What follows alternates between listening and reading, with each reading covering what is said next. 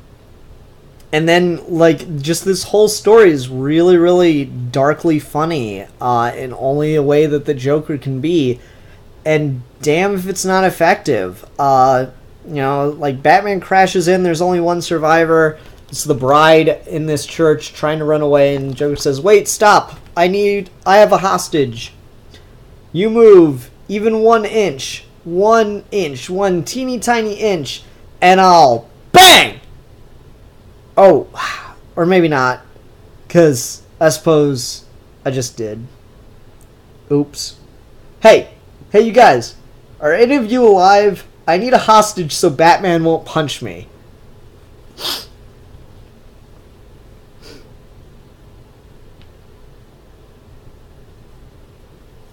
He has a hostage. And he blows off the hostage's head. And starts looking for a new hostage. Which he doesn't have anymore. Because he's already killed everybody. It's fucked up and hilarious.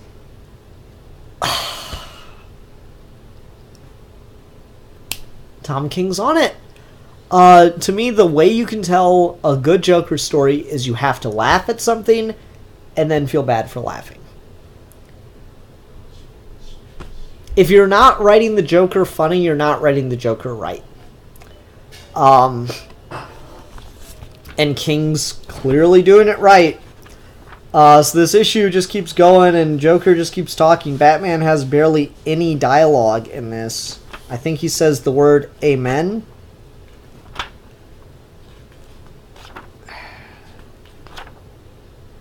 Yep, Batman has a line in this entire issue.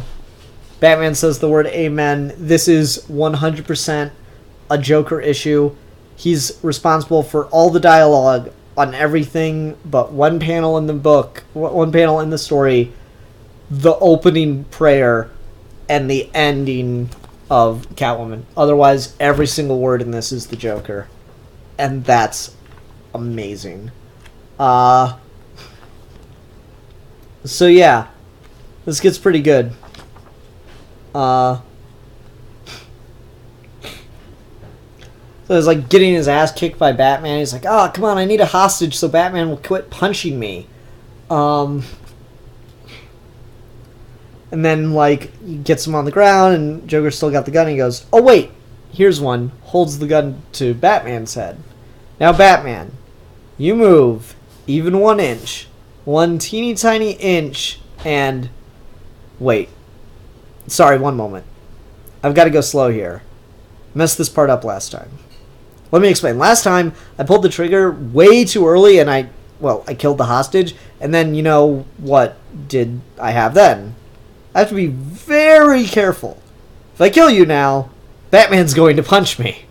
As he's holding a gun to Batman's head. Actually, punching aside, I'm glad you're here. You know, I was trying to see you, but how do I get in touch with you? I don't know, so I went to a church and I killed everyone in it. Then it occurred to me, I should go to a church and kill everyone in it, and Batman will just come to me. Now, I was already in a church, convenient, but everyone in it was already dead. Inconvenient. So, I was going to have to schlep all the way downtown to the Moore Cathedral, and the traffic on Bullen Avenue at rush hour, don't get me started. But then you showed up, and BANG! There's so much to unpack in that fucking scene. And I love it. So obvious, get the Killing Joke reference out of the way. The Moore Cathedral and Bullen Avenue, that's a cool callback. I love it. Right up there with all the drops that happened in the name drops that happened in the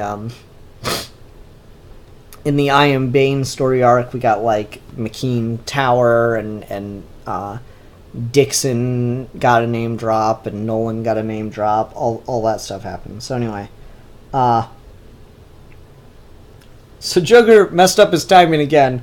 Oh, coconuts! I did it again.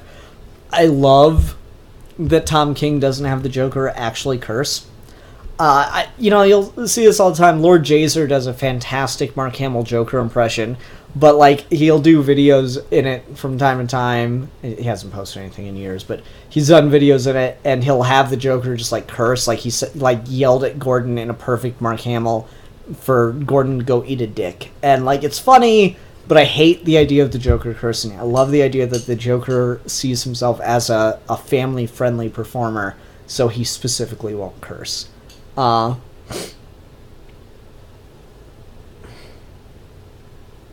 Anyway. So Batman's not dead. He's got a Kevlar cowl, and he starts beating the shit out of the Joker. And the Joker's thinking to himself, man, I need another hostage. Wait, got one, and starts holding the gun to his own head. And of course, Batman would never do anything that would make the Joker kill anyone, including himself, because that death would be on Batman. Man.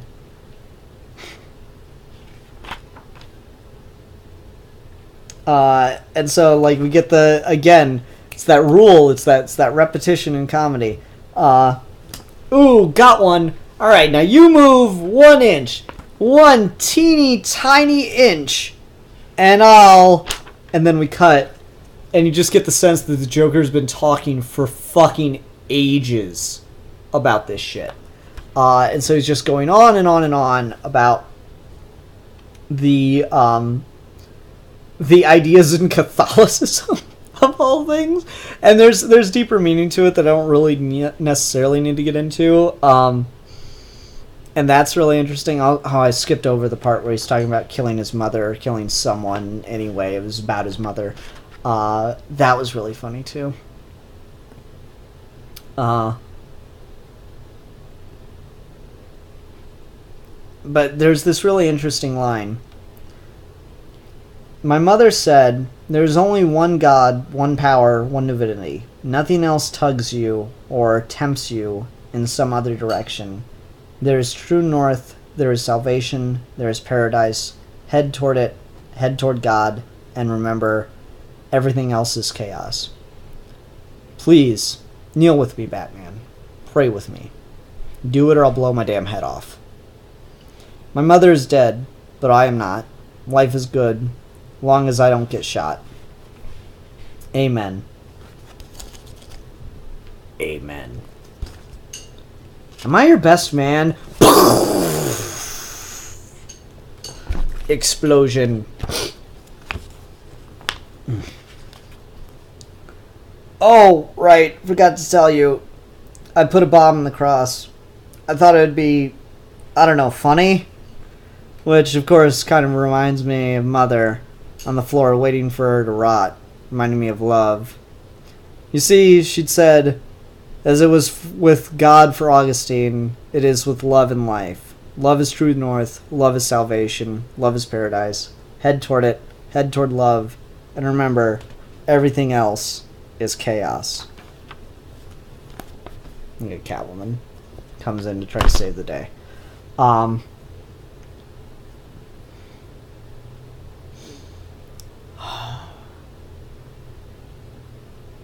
God.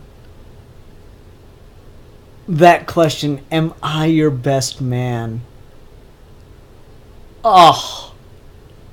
That is so perfect. Like, the Joker clearly loves Batman, and he's having, like, this absolute meltdown at the idea of Batman getting married. But he still just wants to be involved in any way, shape, or form he can. So he's secretly hoping he's his best man. My God. There's so much there to unpack with the religious metaphor, with the idea life is chaos. Love is true north. Oh my God, there's so much there to unpack idea-wise, and I don't even know how to begin to get at it. This is the problem with doing live comic reviews right at, the same day they come out. I have such a hard time collecting my thoughts when you get something that's deeper like this. God.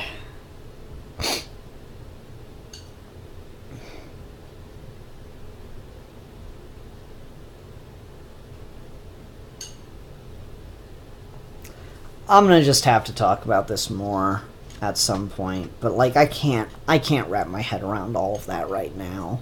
It's got a lot of buzzing in my head, but I don't know if I'd be able to say anything coherent on it. I'm gonna go ahead and move on. Fantastic book though. Mikel Janin, or is it Clayman? Who's doing the art in this one? I thought it was Mikel Janin. If I can get the page to go back. Where's the credits at? I wish we were more consistent about where we place credits in comic books. Mikel, yeah, it was Mikel Janin, did the art. Man, he does a great job.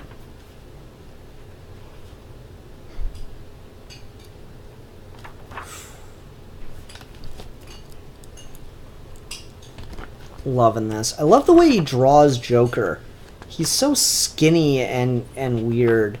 Particularly like what he does with the face here on the coloring. That's really good. Like Joker just has these facial expressions that like the skin's white and stuff, but like the edges of the face, look at the like nose and the ears. It's got a little hint of red. I quite like that.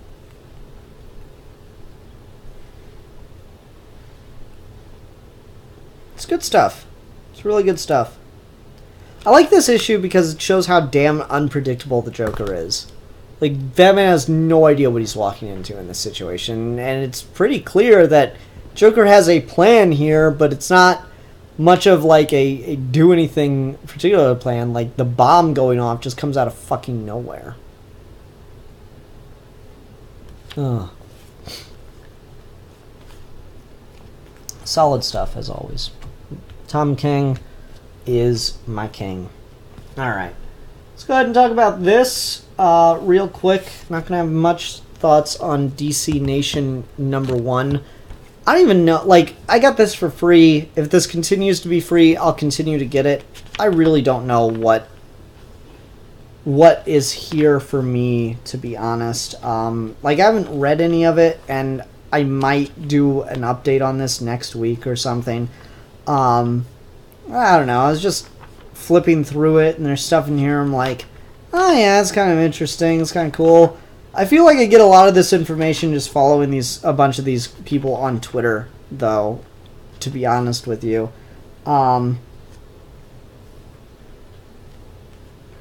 X's of the cat, X's of the bat. What?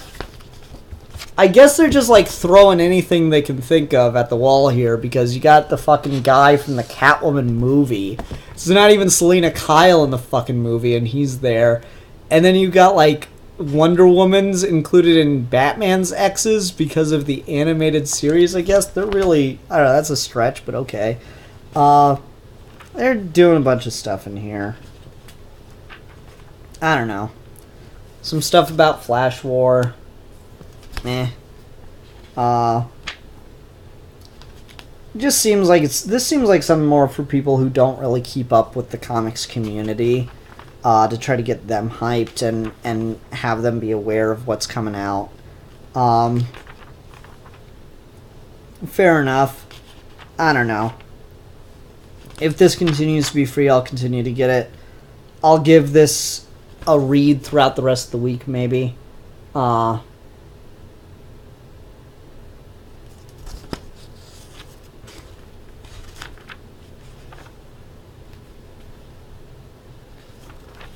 Just okay, though. I don't really know to recommend whether to pick this up or not. It's got an interview with Mitch Gerards where he's talking about his inspirations for art on Mr. Miracle. That's kind of interesting.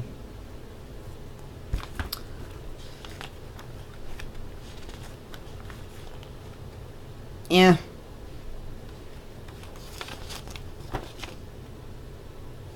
I don't know. Just interesting little stuff. If you get it, I mean, it's free. Why not pick it up, give it a flip through or whatever. I didn't even realize I got this till I got home. It was just in my bag and I was like, oh, okay. Alright. Let's go ahead and move along to Trade Talk. Wonder Woman, I believe you will have served your purpose for the evening. always like when I can bring out a figure or something. Gives me a little bit of fan cred, I think. Alrighty. Let me get set up for Trade Talk here. Everyone in the live comments, it was great talking to you. I see Robert Emmett is bowing out. Night, Robert, you crazy man, staying up till 2:30. Stayed up till 3 a.m. last night, by the way, and I got up at 6:45 in the morning. Got like a 10-minute nap in there somewhere today. But yeah, looks like we got all that. All right, let me go ahead and transition here so I can do Trade Talk.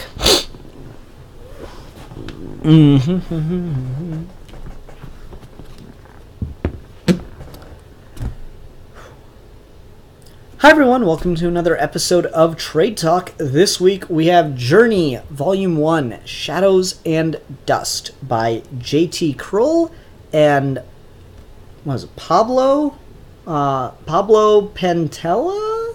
Pantalena? Pantalena? Pantanella? I'm gonna go with Pantanella. Or just oh no, it's not even Pablo, it's Paolo. Sorry, the text on there is a bit off. JT Krul and Polo. We'll just go with that. So, why am I reading this? Well, one, I promised to do more Marvel and independent stuff since I've been on a bit of a DC kick. I'm always more of a DC guy. Two, Jirni had a catch-up issue or something like that come out. It was a couple months ago at this point when I'm recording, but I'd never heard of this series before, and I like genies. I got a thing for genies. I don't know what it is. I remember as a kid watching Nick at Night. The show I got obsessed with was I Dream of Jeannie. Aladdin was one of my favorite Disney movies growing up, and I think it just gave me an obsession, a lifelong obsession with genies. And I say this, and I am dead fucking serious, folks. If you ever get a magical genie lamp, you don't want to make the wishes yourself. You want to come to me. I've got your back on this. Okay, genies are notoriously tricky. I got it handled. I know how to handle this situation. We'll get this all right. I am your genie wish consultant. I promise. So anyway, you see the lamp on the cover. Jirni. It's all about jinns. I just got a thing for genies, so I was definitely interested in the catch-up issue for Volume 3. I was like preparing people for Volume 3, which is now being published. And I was like, you know what? It got me interested enough. I want to read Volume 1 and see what this is. And this is... I don't want to call this a guilty pleasure, because it's not bad enough to be a guilty pleasure. But this is one of those things where it has a host of problems, and I'm well aware of them, mostly the two of them, and I can look past it because I'm just invested in what's going on. This is a book where I'm like, oh god, this looks like trash. And it's got some trashy elements, I can't deny it. But man, if I'm not like a sucker for this. This is just I feel everyone's got just their kind of thing, and this is just kind of, it's in my wheelhouse of just general things that I like. And I've never read that stuff in comics. I've just never come across that in comics, so I'm excited for it. I gotta give it a shot. But yes, I am well aware, looking at the cover, the art is exactly what you think it's going to be the whole book through. Like, it's exploitative is the word. Her costume is fucking redonkulous. And to be fair, the exaggerated anatomy is all over the place in this book, but it is particularly on the women, including the main character, Ara. There's just no getting around it. It is goddamn redonkulous throughout the book.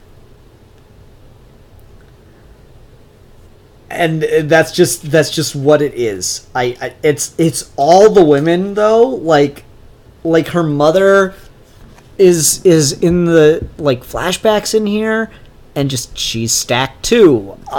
Everyone is just, all the women are just like rocking it like a brick house, and I have no problem with multiple body shapes and stuff like that in comics. It's fine. And I know that we tend to go for the exaggerated form, particularly with superhero books in comics, and just with women in general, they tend to exaggerate the hourglass figure. It's something I'm used to in the medium. But when it's just every fucking character, every female character in the book, it get like, to be fair, it's not every character. There's an old woman at one point who's not like that. It's just fucking ridiculous. Like, it's all TNA, it's all thongs and stuff, and it's just like, come on with this. I'm like interested in this story. I'm not here to jerk off. So it just gets to be ridiculous to me. Then there's points where it's like really weird. Like, Ara doesn't know that she's the daughter of a djinn until her powers come to her in a moment of need, when she's a child. Like, here she is. She's very young, clearly. She's meant to not be an adult. And then, like, she's threatened, her life is threatened, and she transforms into the djinn version of herself. And that's the first image you see. And so it's just like, it's just weirdly sexualizing a child. I hate that crap. But at the same time, this has stuff in it where I'm like, yes, I'm so here for this. I'm so here for this kind of story. Particularly in Chapter 2. Like, it's so weird, because that Chapter 2 has that moment that I just talked about, where she transforms for the first time in a flashback. And then it cuts to the modern day, where she walks into this village that's really down and out on its luck, and she talks to a woman that used to be a oracle. But she lost her vision when she had a child, and it was dropped down the village well. And so heroes have come to try to save the child, but unfortunately none have returned from the well. And now Ara is here, and she has come to try to save the child in exchange for information that the oracle could give her. But then she gets there in the well and finds a monster. And this is the kind of storytelling that I really, really like, because she comes to the realization that there's only the monster down there, that there's no child. Except there is the child. The child is the monster. The mother sends heroes down to go save her child, and she is, because she's providing it food. And that's such a cool fucking story. Like, that's just the kind of storytelling I really like. And you're wrapping it all in the guise of a genie and shit. That's awesome. I'm so there for that kind of stuff. But Ara's like this badass warrior chick, and so she's able to defeat the monster and move on. The overall plot, though, is that Ara's mother is a djinn, and djinn are cast down from their own home, their own kingdom, and imprisoned on Earth inside a physical object, bound to whoever holds that vessel and their whims. So Ara's mother, at first, was bound to this little crescent moon figure thing, whatever it's supposed to be, and was found by a man who is a good, kind king, and never asked for Ara's mother to to kill for him or do anything that made her uncomfortable, just to protect him as he rose to power and became a great and benevolent king. And then his final wish was for her to look over his son that he had with his wife, who grew into a king himself. And Ara's mother ended up marrying that son and becoming the queen, and they had Ara, who's half human, half djinn. But one day the kingdom was attacked, and Ara's mother tried to transform into her djinn form to protect her daughter, but the attacking army had her vessel. A guy in the army had her vessel, and so now he has her. She's under his control, and he also has his own djinn, who's under the control of a lamp. And it's really interesting how they're kind of extending, or how Krul kind of extends this metaphor of bondage, of servant for the djinns, because like his djinn has been broken of all will, and Ara's mother has not yet. She's still got some level of free will, and so she's not granting his wishes left and right. But he's working on breaking down her will, just as he broke down this djinn's will, so now it has to serve him blindly in horrific manners. And like, this is the part where the art gets really cool, where you physically see the djinn bonded to the lamp, like by chains. That's really, really cool. Anyway, Ara's mother believes that Ara was killed fighting this djinn, and so she lashes out in anger, forming into her djinn form and attacking him. And she, of course, did that out of natural rage, but she was also ordered to do it. So you can see that this guy, the villain of the book, who's... Oh, her name's Luna. Ara's mother's name is Luna. That helps me. I can't remember the villain's name. You can see the villain is, though, like, slowly breaking her down and like, trying to zap her will. And I really like he's this evil speech to him. Don't think of it as doing my will. This is a wish I grant you. Do it for Ara. And so she starts attacking because it's what she wants to do, going into her djinn form. Yes, relish in your powers as a djinn. Feels good, doesn't it? Completely letting go. Torenthal? Torenthal's the name of the villain. It's cool. I should know that, but of course I don't. But because she relished in her powers, it gave him control over her again. So the chains began to bound her and whatnot. But then Ara remains on her quest to get to him, and yada yada yada yada. She sneaks into the city where he's residing and tries to sneak into the palace with the help of a boy thief who's very, very clearly got some parallels to Aladdin. She meets him while he's running away from people in a market. Like, I mean, he's even got the fucking fez. So anyways, like, she's trying to sneak into the palace, but he lures her into a sewer and then steals her armband, which is actually her vessel, connecting her to the world.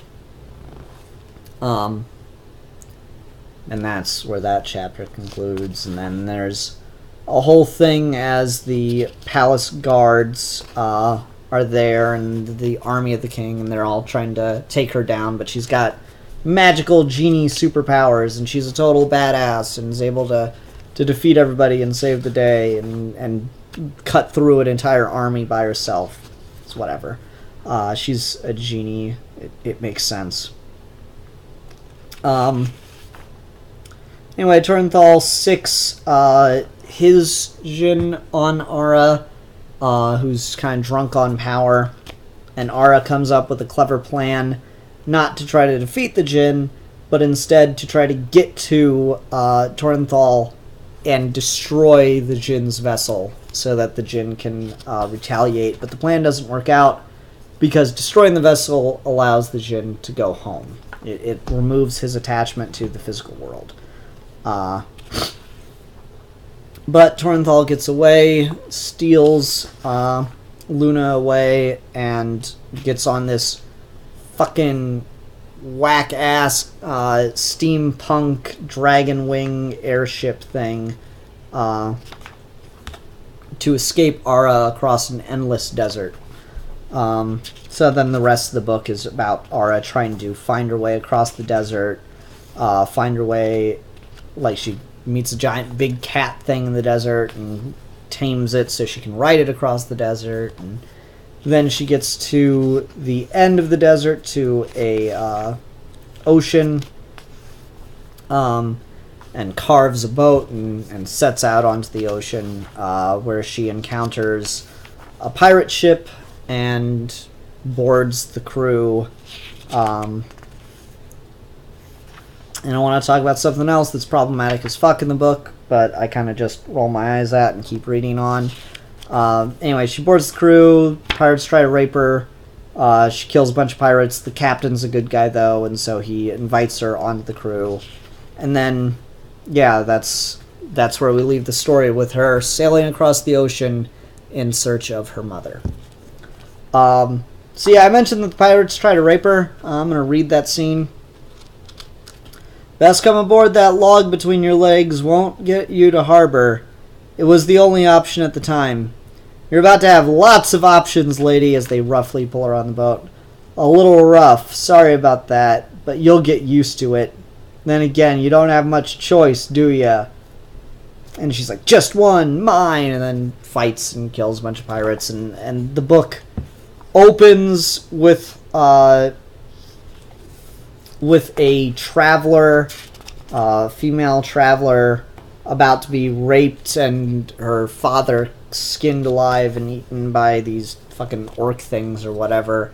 But Ara shows up and slaughters all of them because, yeah, and there's another scene like that where Ara's about to be sexually victimized. And I mean, to Krul's credit, he writes her all but chopping these guys' dicks off.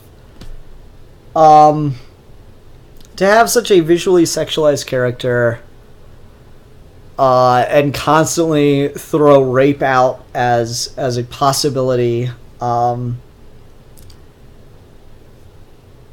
don't even know where to begin. It's just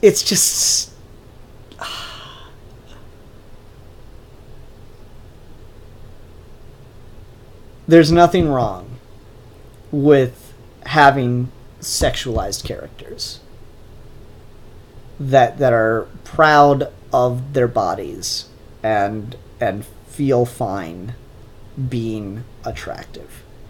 There's nothing wrong with writing a story where the bad guys in the story are insinuating or blatantly threatening to rape either the main character or another character, and to have the main character defeat them heroically. There's nothing wrong with those things.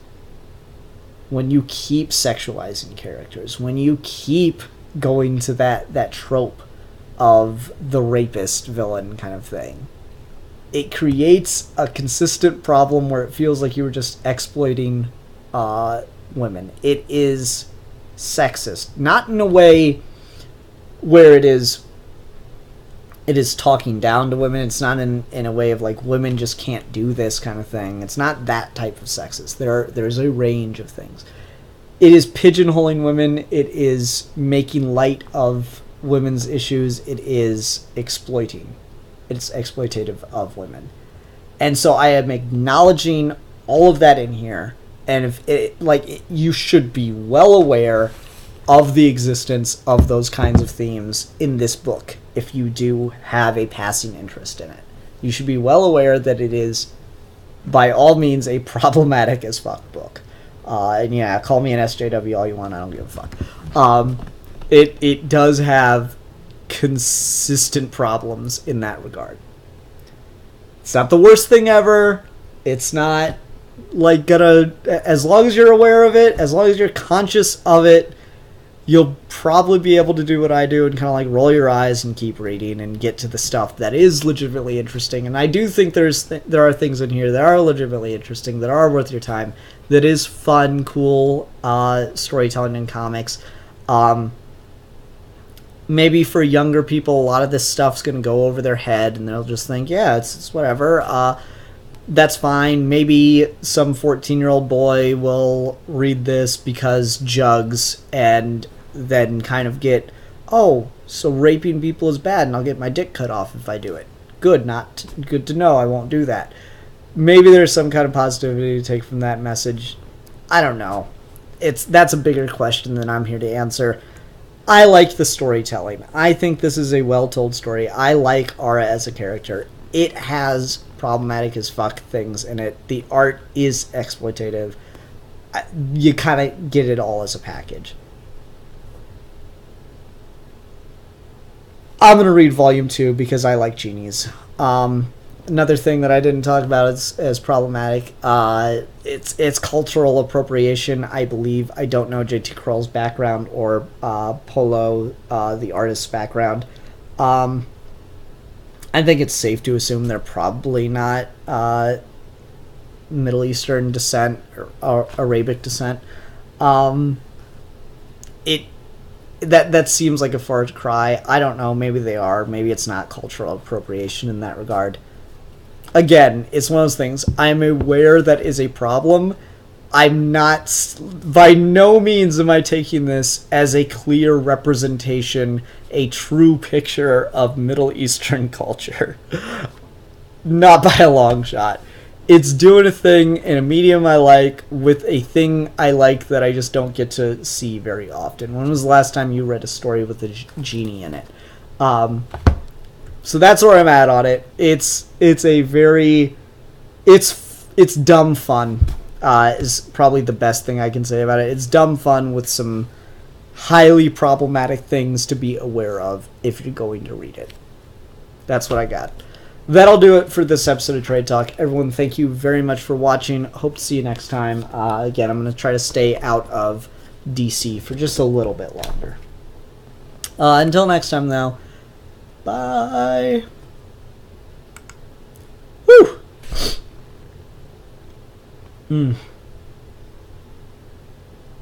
Alright. Hey, live comments. Hi, Manos. Nice to see you there.